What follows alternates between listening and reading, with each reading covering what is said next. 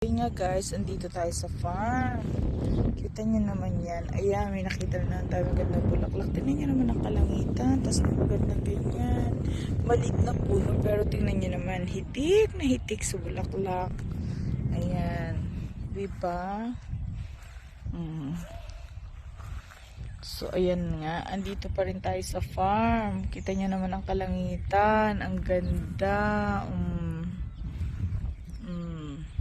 Diba? Naipasyal ko na naman kayo dito. So, andito nga tayo sa area ng hipag ko. Oh. Gandun. Doon may mga patik sila dyan. Kung saan may mga ano.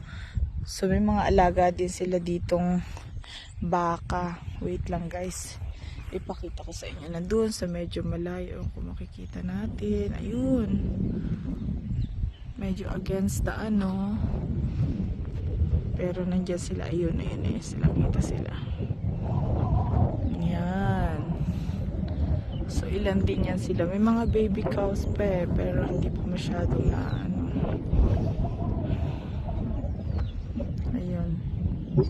Tapos dun sa kabilang side dun guys, may mga nagtitrain ng mga horses. Diyan. So, ayun o.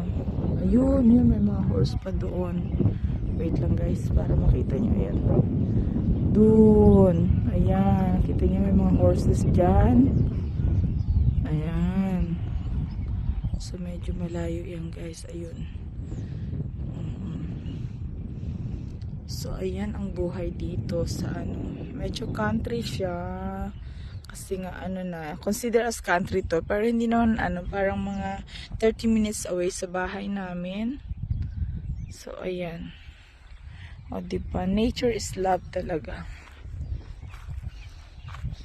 Ganon talaga. Ang ganda ng kalangitan, guys. O, saan pa? Tas malamig. Mainit, pero malamig ang simoy ng hangin. So, yung iba wala pa. Ayan, nakita nyo. Yung isa meron ng bulaklak. Ito wala kasi nga, diba, winter. So, pero malapit na sila. Nag-umpisa na yung ano, yung tagsibol or spring. Ayun na, naririnig nyo sila doon. Nagtitrain sila ng horses doon. Ewan ko nakikita nyo kasi nahirapan din si Ninang kasi nasisilaw ako.